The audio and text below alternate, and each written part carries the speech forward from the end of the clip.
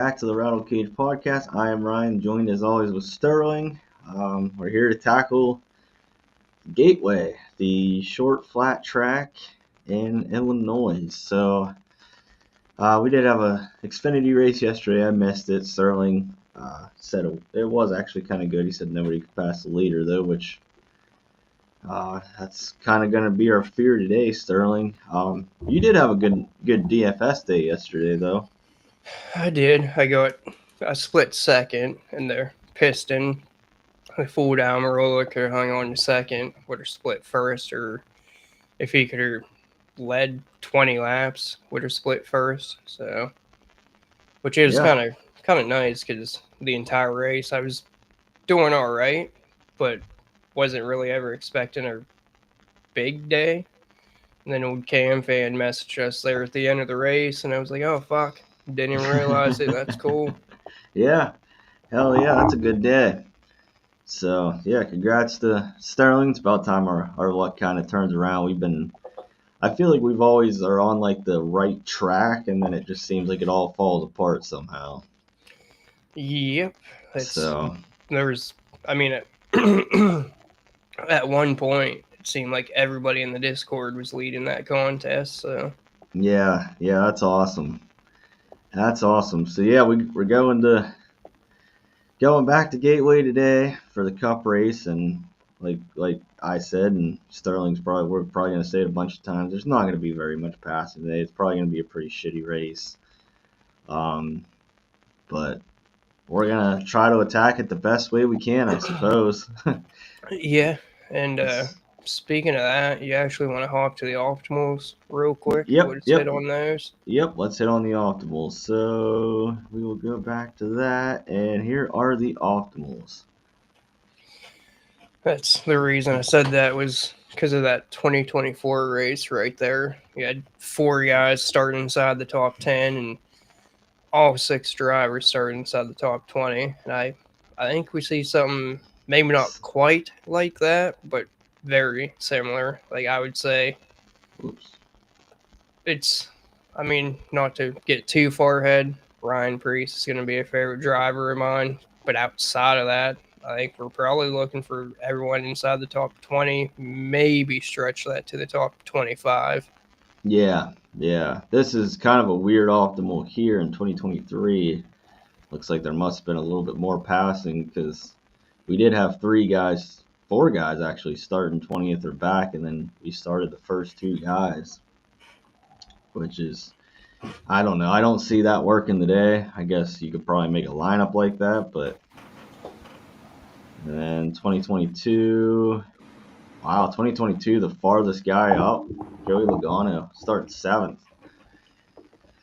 So kind of weird optimals. We can't really gain anything from them because they're all kind of different strategies. Yeah, it's But we I'm can with you. I'm with you, Sterling. I think it's more going to be towards the June.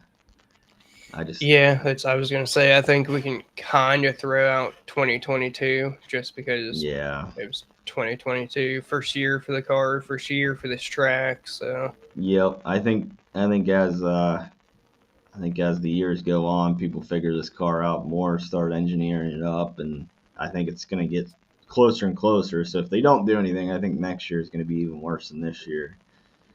So, but without further ado, here is the next gen finishes in at Gateway. So we got Joey Logano leading the charge there with a third place average finish, which is kind of crazy. I did not know that actually that he was actually that good. I guess. Um, but Ryan Blaney, I mean, it seems like a lot of these guys have had one little mishap, like Ryan Blaney. Denny Hamlin, if he didn't have that mishap, look at him, second, 34th. So, I mean, if he even had a third place finish in 2022, he would be leading the charge.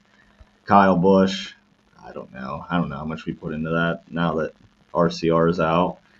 Or Kyle Busch is out, not RCR as a whole. But um, let's see here. I'm just trying to look for outliers. Tyler Reddick, he had that 35th place. Yeah, that's about it. Anything stick out to you as far as finishes, Sterling? Not not really. I mean, you kind of hit on the obvious ones there: Blaney, Hamlin, Bush. Yep, yep. That's the only ones that really stick out. Like I said, I don't know how much I trust that Bush Haley's one. interesting, but I don't know if I can do that with him starting 31st. Yeah, and this year it's just a different Justin Haley. I feel like. I mean, I think the past couple weeks he's been okay.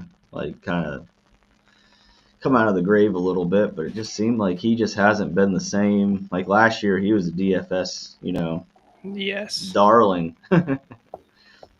Yes, he but was. but here's the average running position.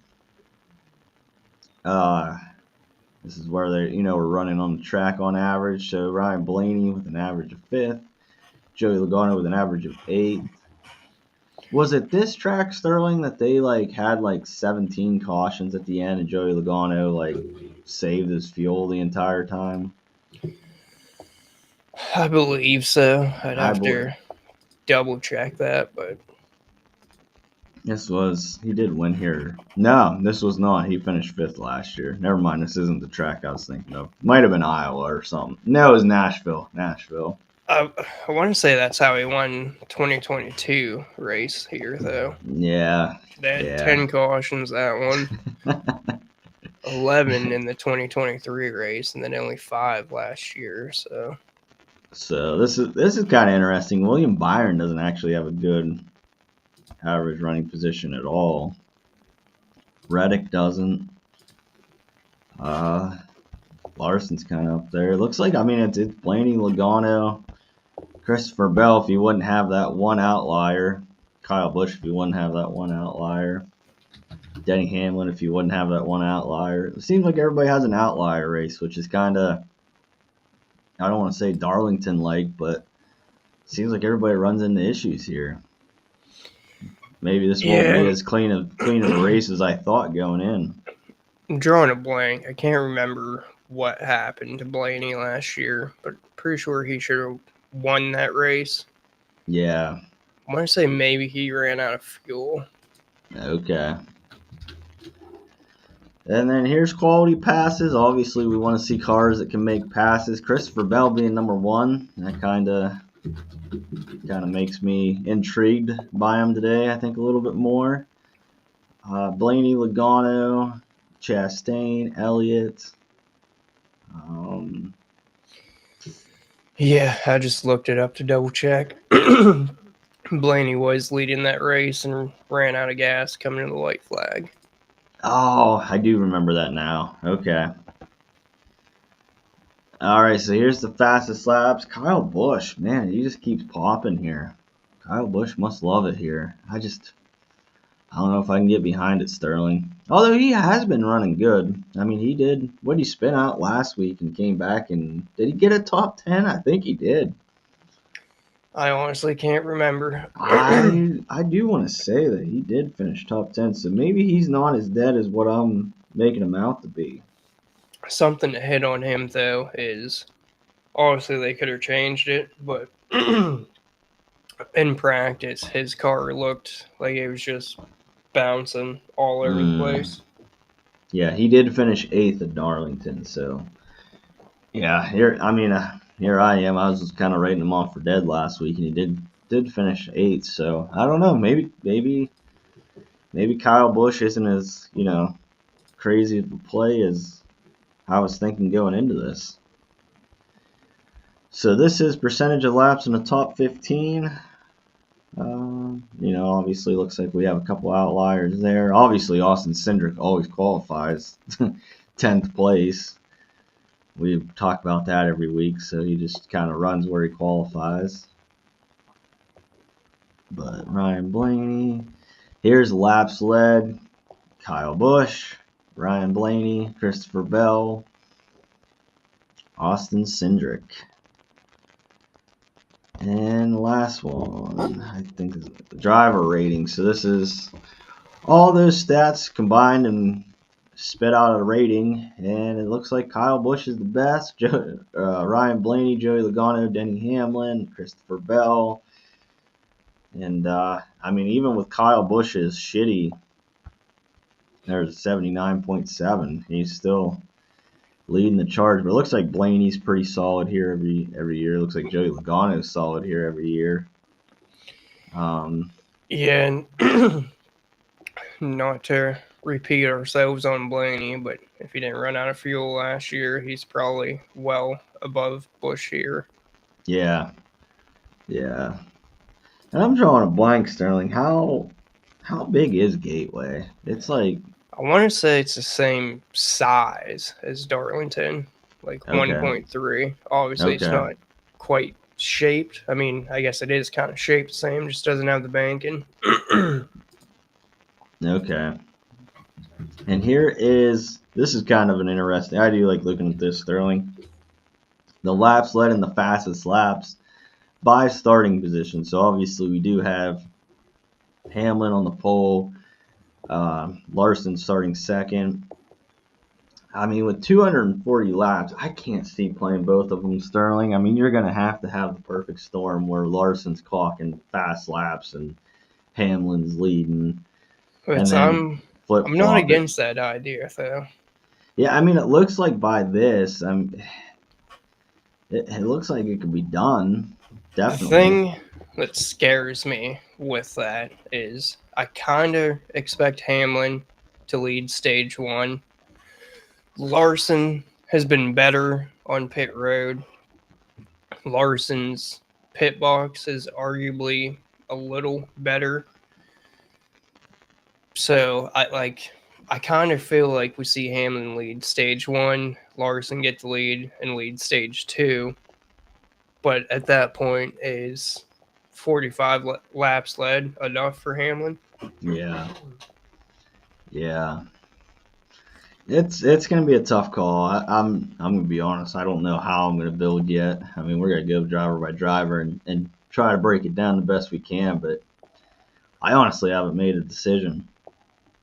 No, but the kind of the thing that sticks out to me, which is weird to me, I'm not really sure where the correlation is, but seventh place seems to always lead a fair amount of laps Yeah, it and does. always get a pretty decent amount of fastest laps there. So, which seventh place is Tyler Reddick, and I don't really feel great about that. But it looks like basically you have to be starting top five to get anywhere here. So, Yeah. Yeah. Yeah, it does look like seventh is the sweet spot, but yeah, top five definitely where it seems to correlate. Let's go ahead and go to the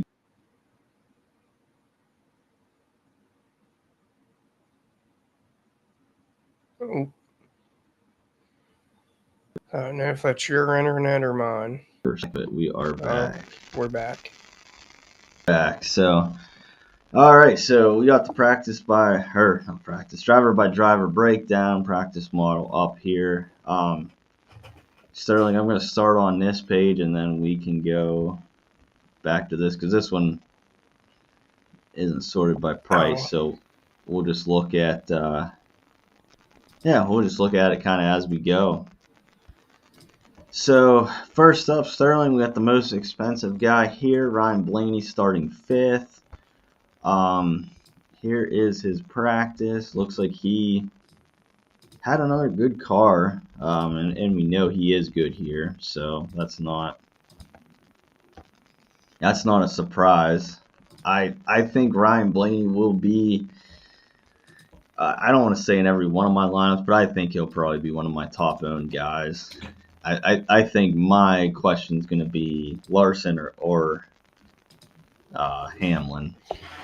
Yeah, I sorted those again if you want to upload that sheet real quick. Yep, I'm going to bring that up right. Yep.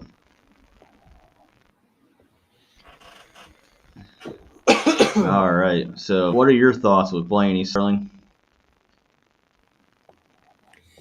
I mean, in a sense, he almost feels like a must play just because he's been by far the most consistent here as far as fastest laps and running position and finish position in a sense, I guess. Like, don't want to keep saying it, but he should have won this race again last year. So basically, it should be only Penske that has won at this racetrack. Hamlin kind of lucked into that one Yeah. there last year. Or Okay, so I think now he now won Sterling. 2022 actually. Okay. So let me close this one out. Okay.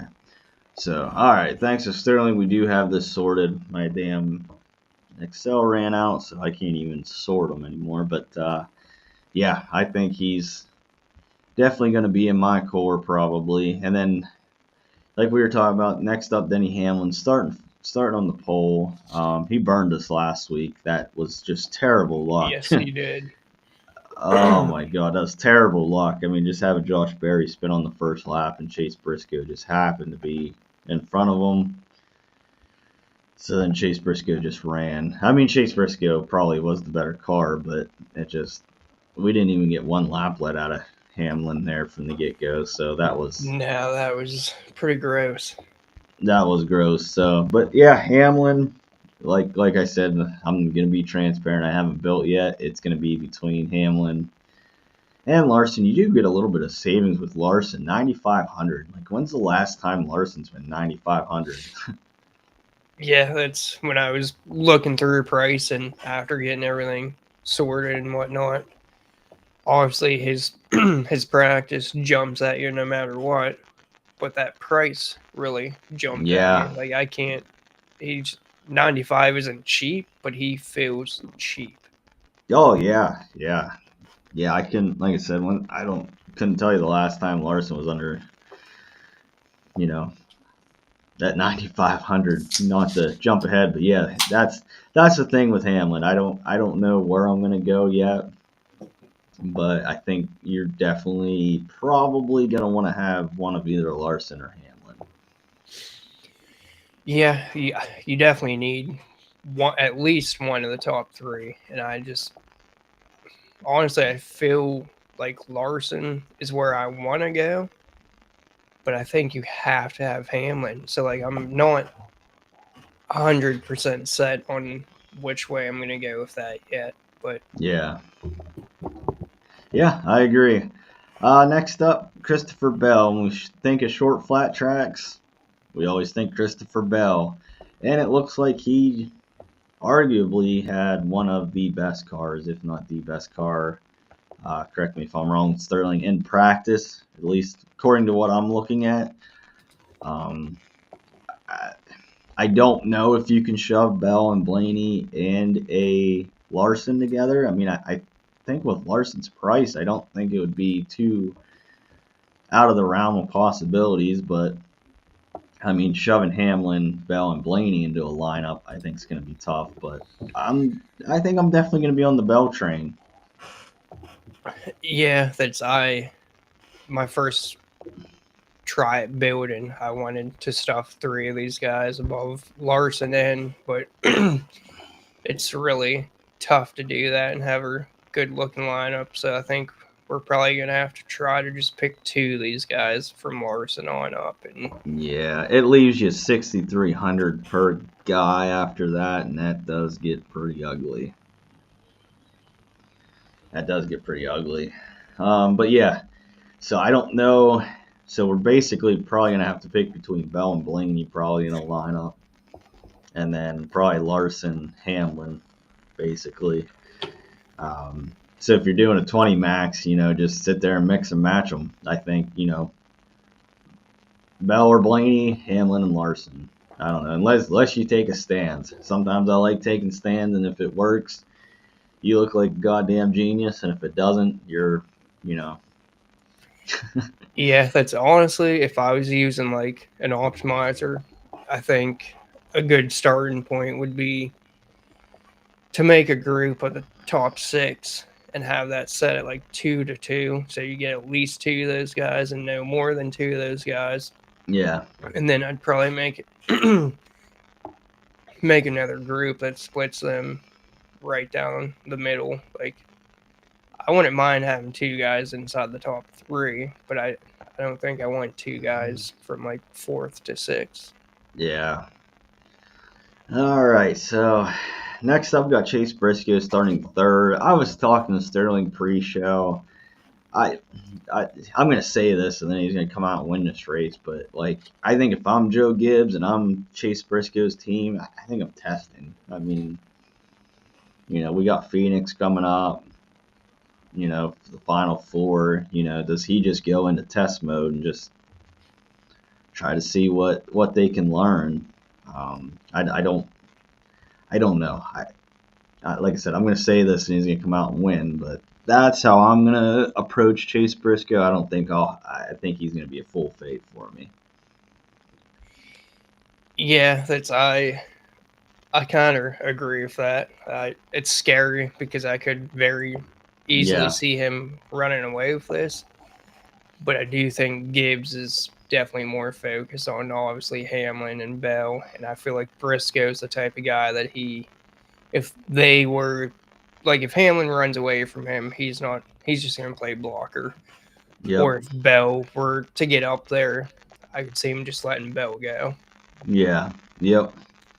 So, yeah, for me, I think I'm out on him. Next up, William Byron, 9,700. I was just looking. He might be another one that's in that Hamlin Blaney kind of category or group because it looks like he had a fast car down the stretch. Looks like he didn't fire off good. I don't know if he was just kind of riding around, but then it seemed like he really kicked it on. So I didn't realize that pre-show. I'm just now seeing this now. So I think Byron's got to be in that group. I agree. He didn't look bad in practice. And then if you look back at Iowa, which is the same tire, pretty similar track, he started second, won that race, had 32 fastest laps, and led 141 laps. Yeah. So Byron is a little bit cheaper too. So. And then just to kind of hit on this tire real quick, Iowa is the only other time they've ran this tire combo, and the top four finishers all started inside the top six, and they all had 20 or more fastest laps, and they actually all led 29 or more laps. So, okay, that is interesting. So yeah, I don't know what to do. Like I said, I haven't built yet. I don't know how I'm gonna go, but I don't know. I mean, I'd have to see like how a Larson Byron, because you do get some savings there. Like a Larson Byron, let me see. I don't think it's gonna still look great, but let's just say we do Bell over Blaney because you get $500 savings. It's a $6,700 per guy, which is still kind of ugly. Like you can get Priest if you believe in Gibbs. And then that would leave you like Eric Jones, AJ Allmendinger, places like that. But I don't know, not to get too far ahead of ourselves. But next up, like we were saying, Kyle Larson, 9,500. I don't know when we've ever got Kyle Larson so cheap. Starting second, it looks like he had a good car in practice. Obviously, HMS does need a turnaround after their abysmal week last week. That was probably literally their worst race in Hendrick history. Yeah, like nobody could just pass. Like that's what a lot of people. I was listening to a lot of podcasts. They're all like, "Oh, Hendrick this, Hendrick that." Like, "Oh, it's their downfall." It's like, I just think that they just got shuffled in the back and couldn't pass. It sucks. It's this car. Like it is. It does not. Go ahead. No, I was just gonna say, look at Hamlin. I mean, he was up towards the front, qualified on the pole, and he got a pit road penalty, and got shuffled in the back, and he did work his way up, but boy, did it take all damn race. Yeah, that's it. It does not matter how good of a driver these guys are. This car just really handicaps the ability of the driver. Yes, yes. So, next up, Tyler Reddick. You did say the magical 7th starting spot, 9,200. He has run good, better lately. But let's see. I mean, not a terrible practice, but I'm kind of like you, Sterling. I don't think I'm gonna get there with all these other guys. You know, looking the way they did. No, because I mean, we did see that 7th is for some reason the magical starting spot that gets a significant amount of speedster points, and 7th has been optimal 2 of the 3 races, but I don't see Reddick doing enough. Like, I think he would have to lead at some point. I don't see him leading. Yeah, I don't either. And he has gotten better at the short. Well, I guess you can't really call this a short track, but the flatter tracks. And I still don't think of him when I think of flat tracks. I don't either. I'm gonna pull up the score map for this next guy. Joey Logano starting 13th, 9,000. What did I say? Starting 13th. So he would need to get 5 times value. He'd need 45 points. So he'd have to finish 6th to hit 5 times value on Joey Logano. I just wanted to look that up real quick because we did see him at the top of the charts. But Joey Logano is starting 13th. He's definitely an intriguing play with Paul Wolfe. And I was going to try and beat you to the Paul Wolfe mention. Every week we mention Paul Wolfe. We have to mention him on the show. But because I think a lot of people are probably going to go to Chase Elliott with their next play. But I think I'd rather play Joey Logano. Honestly, that's their ownership projections. I see do have Elliott as the high round, but I think for me, I'm gonna fade both of them. I just don't really like the price.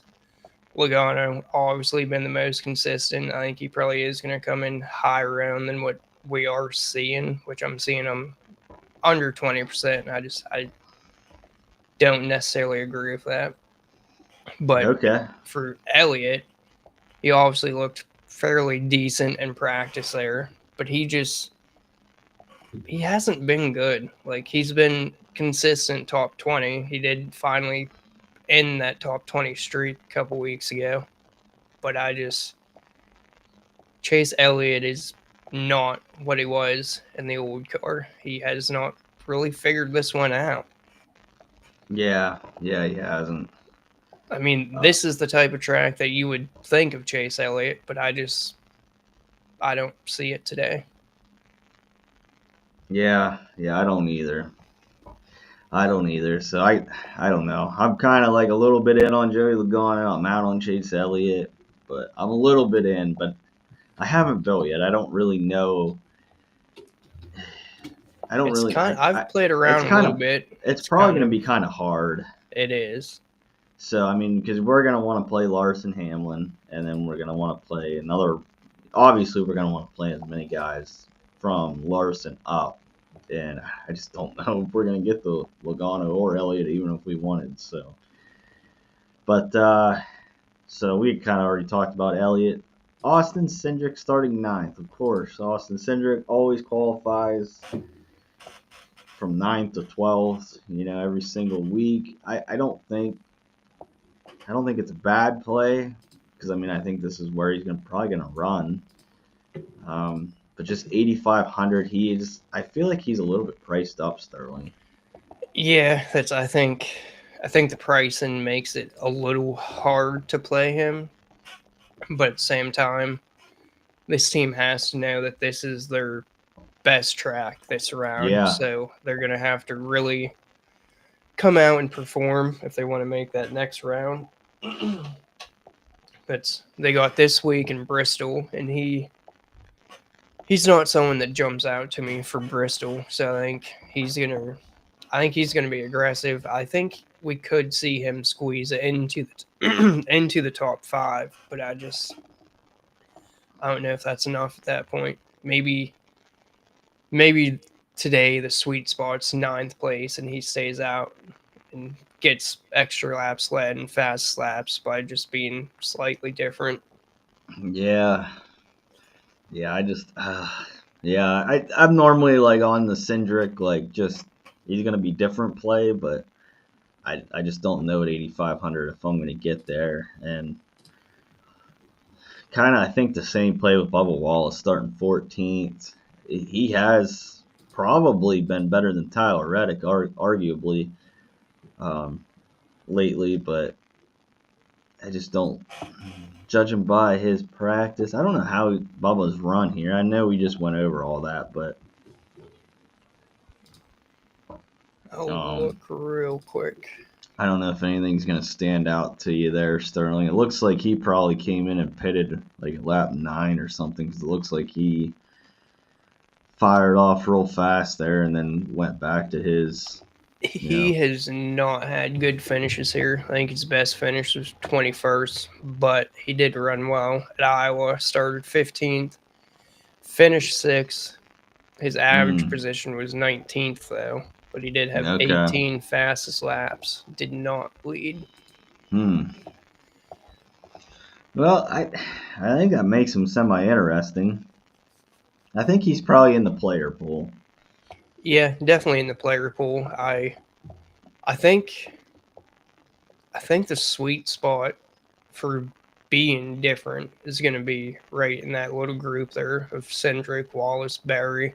Yeah. This is a track you would think of when you think Berry, but I'll have to double check it. I don't think he's finished well here.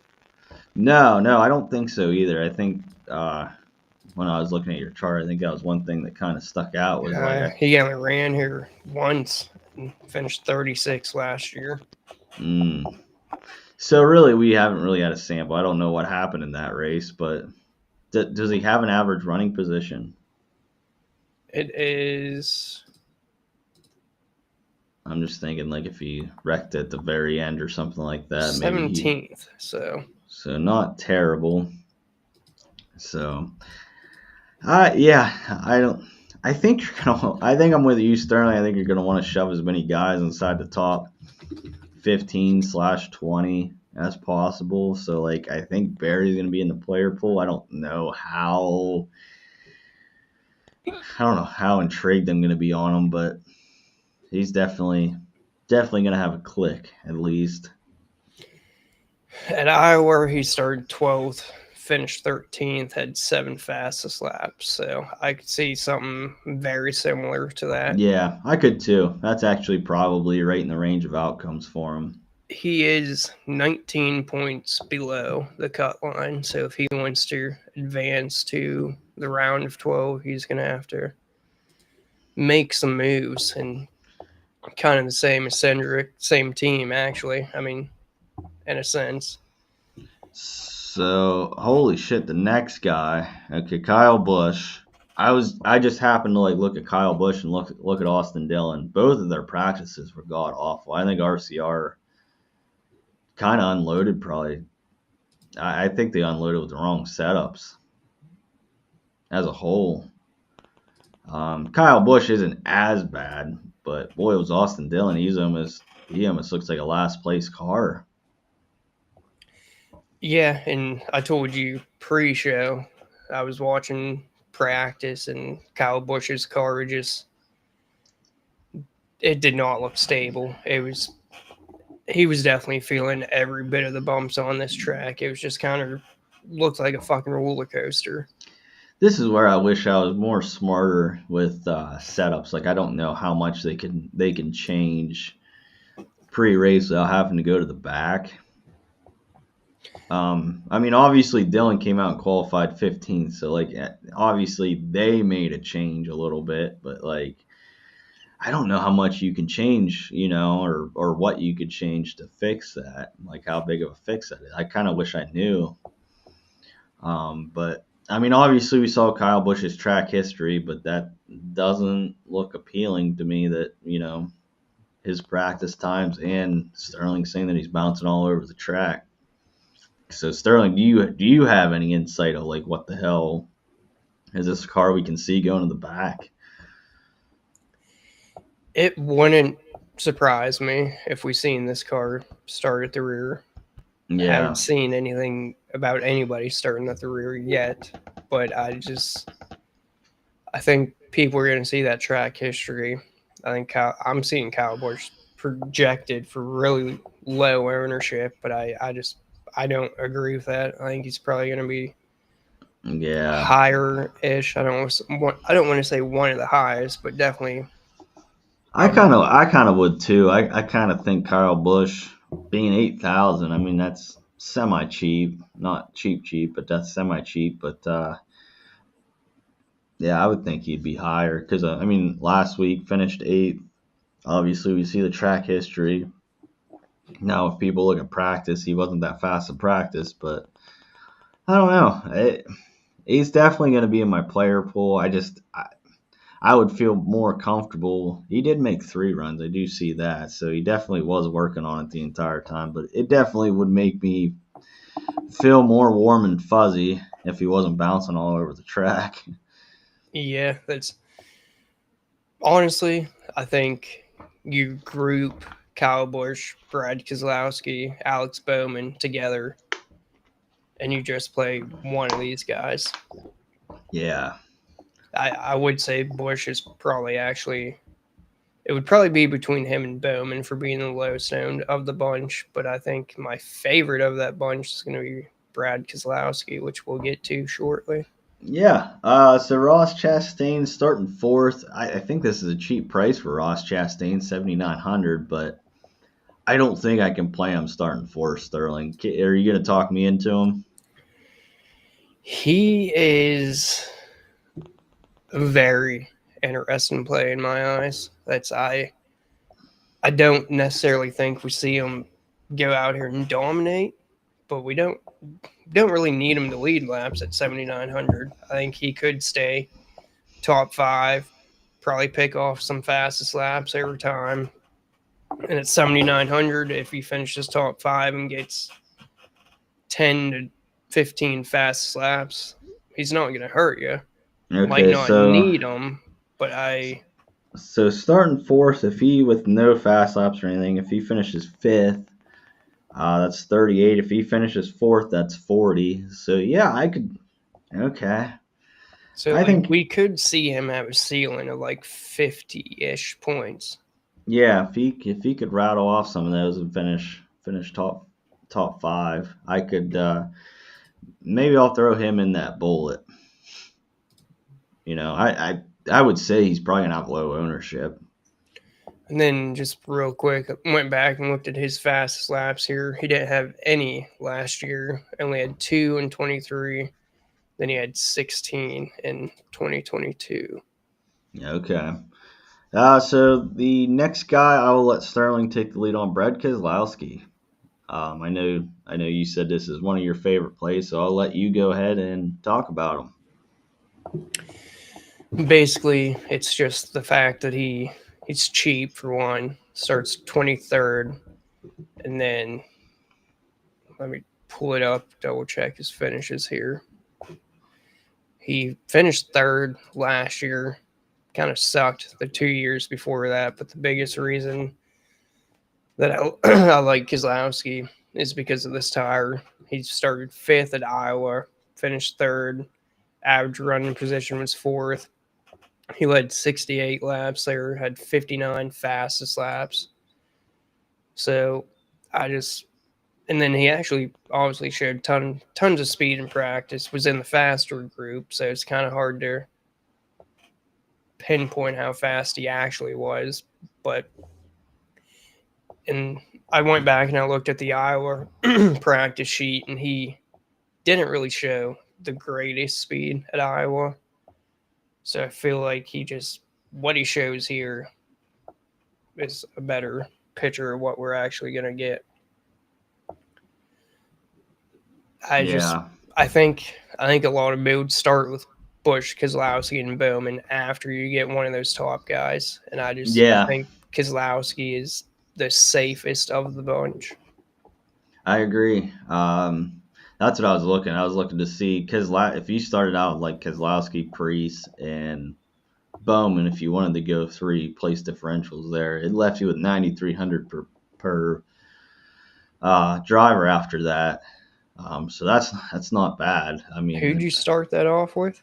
Priest, Keselowski, and Bowman. So that's all 3 of them. But so that's kind of tricky because you're gonna need some passing to happen. But then you could go up and get Larson, somebody else, and then probably somebody else in the 8K range. But like I said, you're asking for a lot. So, but I don't mind that. No, it's just with the optimals, we I know have seen that it's been kind of all over the place. So it has. So we're gonna see what kind of race we get today, I guess. But next up, Chris Buescher. We're not even gonna look at his practice times. Starting 11th, I think he's definitely in the player pool. I don't know, Sterling. Is there anything you can see on Buescher that's gonna make me one way or another think of him? no, that's he didn't show anything at Iowa in Yeah, finished practice. 22nd. Then he struggled in the race. Obviously, he doesn't show anything here. And RFK has been pretty vocal over the last couple seasons that once they're eliminated, they go straight into testing mode. So Yeah. Next up, we got a guy that needs a good finish, Alex Bowman.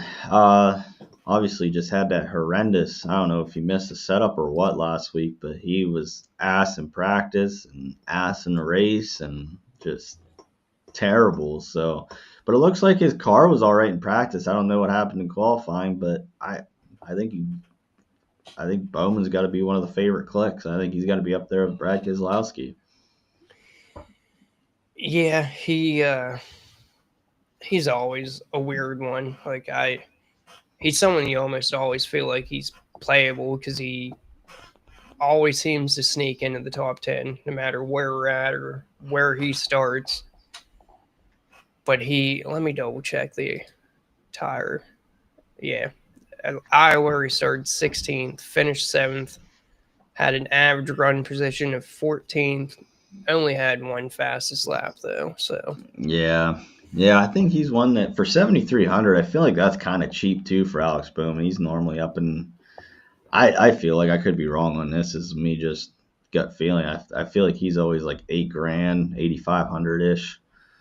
yeah, I feel like he's definitely cheaper than what he typically is. Yeah, I feel like all of Hendrick, like Bowman's down in the 9s. Larson, Bowman. I think Chase Elliott's right where he normally is, but yeah, I feel like this is a cheap week for Hendrick Motorsports. So I don't know. Take that for what you will. Maybe you do a Hendrick Motorsports stack and go Larson, Byron, and Bowman. Be different. Yeah, that would be different. I don't mind that now that I'm talking out loud, but no, we always say be different but don't be stupid, but I think that's one of the ways you can be different and not be stupid. Yeah. So next up, Austin Dillon starting 15th. I see he made 4 runs, so he must have hated his car because he didn't run that many laps. And like I was saying a little bit ago, it looks like he was one of the worst cars out there. So I don't know what they did in qualifying to make him qualify 15th. He did have a top 10 at Iowa, so that makes me a little bit of intrigued on him, but I don't know. Like this it looked awful, Sterling. Yeah, I think this is kind of the same situation as Barry and Cindric. They know coming in here that this is their best track of this round. But yeah, like you pointed out, he pitted 4 times in practice. So obviously was not happy with that car. Yep. Never did get to lay down an actual lap. So about the only argument for him is he should stay on the lead lap. But I I think I'm going to fade him. Yeah, I think I am too. Next up, we'll just lump these two guys together, Hocevar and Priest. I know Priest had a good practice, so I think Priest is right up there with the Brad Keselowski click, but it's kind of one of those where you hope he doesn't go a lap down. But on the flip side of that, it seems like when the leader catches the back end of the field, they can't really lap that many people. No. Unless there's a ton of tire wear, and it doesn't look like there's a ton of fall off at this track. So um, I don't know. I kind of like the Priest pick. I don't like Hocevar. His starting position is a little bit intriguing, and his price is 7K, but I don't know. I feel like he's just one that gets impatient. So what do you say about them two, Sterling? Priest is probably my favorite play overall on the slate. It's his practice. He started off kind of slow, but obviously looks pretty good there overall. But the biggest thing for him is he started 33rd at Iowa, same tire, and I've double checked. I want to say he finished seventh. No, he finished fifth. So he went 33rd to fifth, had an average run position of 19th, had four fastest laps. But the biggest thing that stuck out to me with that is he was like the worst car in practice at Iowa, and then ended up coming out and being one of the best cars in the Yeah, race. yeah, So I think, and we always think of Priest when we think flat tracks. So yep, I think yep, I think you just play Priest and go from there. yeah, yeah. Lock him in. I think he might be one of those. For 6,900, I think I just lock in and go 100%. But that might Then just be me. yeah, then the guy above him there, old host of our.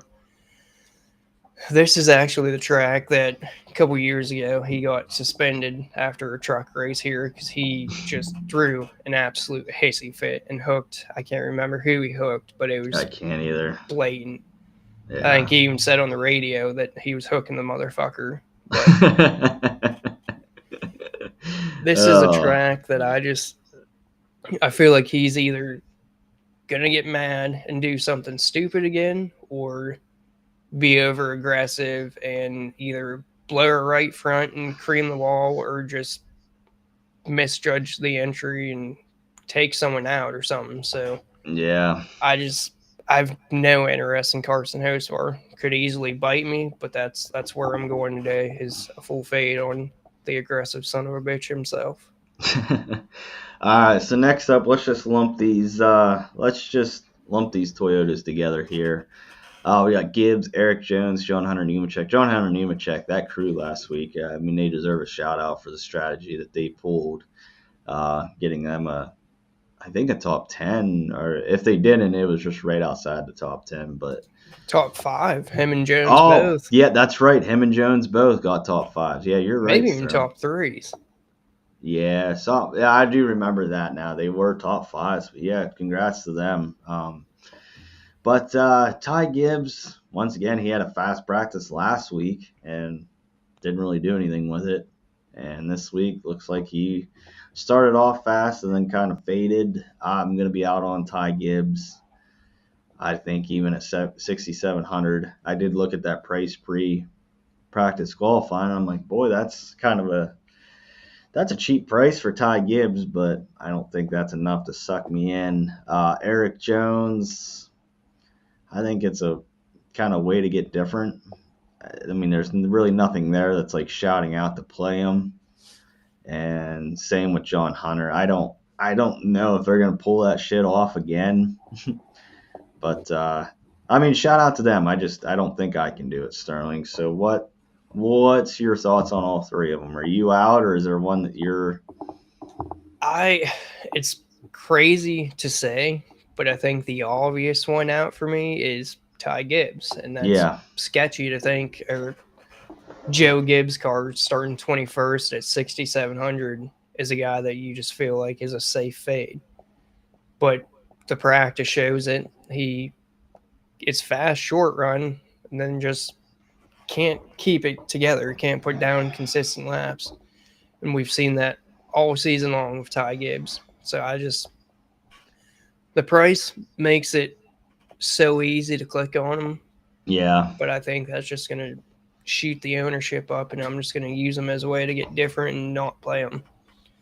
I wouldn't mind Eric Jones, but I do think I prefer John Hunter just because he has a slightly safer floor. And I don't like clicking on either one of these guys, but I just have a gut feeling that you're going to need one of those legacy cars. And Yeah. I lean John Hunter. Yeah. Yeah, I think I would too. Next up, we'll just lump the Chevrolets again here. So we got Justin Haley, Daniel Suarez, AJ Allmendinger, Michael McDowell, SVG. I also did. I know I told you about the other one, but I bet at Allmendinger he was plus 600 for a top 10 at one point, and I bet that because I mean look at his Darlington. I mean short flat tracks. AJ Allmendinger is actually like quietly pretty good, so I don't mind the Allmendinger click. I mean, I know starting 17th isn't exactly where you want to see, and his practice isn't really what we want to see, but I don't know if he can kind of even finish like a 12th to 15th. I think that's in the range of possibilities. I don't know if Sterling's going to talk me out of that. Suarez didn't look terrible in practice, and his car, he's actually kind of turned his stuff around a little bit, so I don't mind that click either, but McDowell, I don't know, man. I feel like at this point you're just spraying and praying, but SVG, I don't know, Sterling. Where are you going in this range right here in Chevrolets? Haley, I think, is kind of the same as Gibbs for me. Just going to automatically roll him out, which because I think he's going to garner ownership. I would imagine. Yeah, I'll look real quick actually. But the thing about Haley is that he has had pretty solid finishes. I want to say his average is like 15th at a Gateway. Mm-hmm. So I feel like his ownership's automatically going to be a little higher. Where's he at? Seeing him like 15. So I don't know if I agree with that, but I don't know if I do either. I think he's going to garner ownership, especially with his previous results here. But like I said, I don't think it's the same. It's not the same Justin Haley, but he was a DFS darling last year, and it's not there this year. I don't know why. Like he was doing it with Rick Ware racing cars, and now that he's inspired with better equipment, he just can't do it. Which is so weird. It is. I absolutely agree. What about the other Chevrolets, Sterling? I mean, are you out on Allmendinger? Are you in on Allmendinger? I think that's my favorite play in this range. But honestly, I think I'm out on Haley, out on Suarez, out on McDowell, and I don't mind Dinger or SVG. I think SVG. Yeah. Just like Cindric and Barry, those guys know this is going to be his best shot at staying in the playoffs for the next round. He's actually right on the bubble. He's +3. So if he can get up there and get stage points, that'd be huge. I don't know if we see that, but I do like the idea of some SVG this week. Yeah, I actually do too. I actually don't mind that. Because I mean, when you think of road course racers, we say it all the time. You think of short flat tracks, so. And not just like to kind of add to that this time is they're going to be carrying more speed into these turns than we would see at like Martinsville or one of these other actual short tracks. So I think that could even play more into him with his braking ability. Yep. I like it, Sterling. Next up, we got Zane Smith, Todd Gilliland, Noah Gragson. We'll do the Ford parade here. Zane Smith, listen, I bet him pre-practice qualifying +800 for a top 10. I was listening to Stacking Denny's. They said about his previous results at short flat tracks like Iowa, Richmond. They were naming a couple other ones, and they said he's right around a 10th to 15th place car in about every single one of them. So I definitely think Zane Smith's a way to get different. Sterling's going to tell me the percentage, hopefully, of ownership that he's projected for, Do but you? I would is he under 10? I'll have to pull it up real quick here. I was just gonna ask you if you still had the score and map up. Yeah. What would he have if he finished like 15th? His ownership is Okay, so slightly under 10%. Yeah, 15th would like be 22. 23 points. I honestly, this is really sketchy to say, but I honestly think 15th is his absolute floor, and I do think Yeah. we see him finish top 10. Yeah. I mean, I'd yeah, love that. I'm sure you would. Ownership projections obviously fall right in line with their thought that he's going to be very low owned. So I think, and we've seen last year 4 top 10 starters in the optimal. I think Zane Smith is a very scary click, but I think it's a click that you make. Yeah, I think it's a click I'm gonna make. It as scary as that is, like you said, Sterling. But you got to be different, and scared money don't make money, so or makes money, something like that. However that saying And goes. he, But just real quick on Gillen Zane and Smith's Grayson. Oh, go finishes, ahead. he's finished 19th and 17th, but he's never started this far forward. So Yeah. So I'm definitely I'm in on him, and then he's got Gillen's old crew chief, so that makes me like him even more. So, other two, Sterling, are you in on either one of these guys? if I was going to play one of these guys, it would be Todd Gilliland, but Yeah, I'm never interested in either one. I don't either. Any interest in Stenhouse? No, that's not style track, I Neither. think, of him, and we've seen that team really fall off, and now we're hearing rumors that they're shutting down. So the way they've ran, it definitely looks like they are closing shop at the end of the year. Yeah, and then probably no interest in Cole Custer. You're not going to talk me into Cole Custer, are you? No, I don't have any interest in. Well, I shouldn't say no interest. Starting 29th at 5,100, I could see having some of them, but I don't think I'm gonna get there. I think it's gonna be a guy that we'll be playing a lot of next season, though, as he'll be basically a Hendrick car. Yeah, I agree.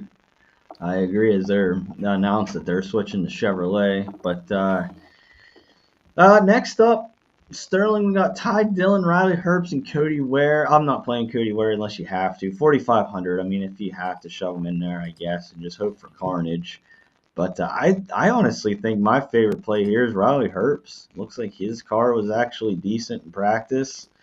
And Ty Dillon, he just kind of burned me there last week because he did not move up at all. I thought he was going to move up. I played him.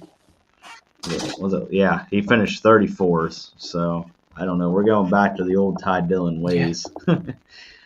But I don't know. I think Riley Herbst. I think if you have to get down in this range, I think 4,800 is a good price. What do you think, Sterling? Yeah, I think if you have to come down here, the click is probably Riley Herbst. That's Cody Ware. Yeah. You're not playing him unless you have 4,700 or less left when you get down there. Yeah. But I do, real quick, just want to hit on the fact that we've seen Matt Mills yesterday start 37th at, I want to say like 5,700. So fairly close to the men's salary.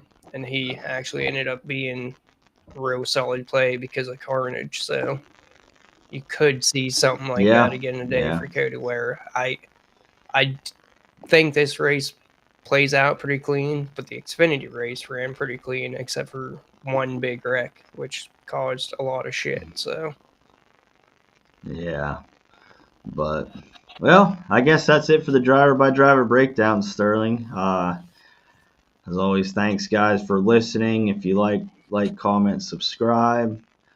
We do have our own Discord. It's free. We will post the link in the comment section after the not the race, but the video here. But yeah, certainly, I think that's about all we got.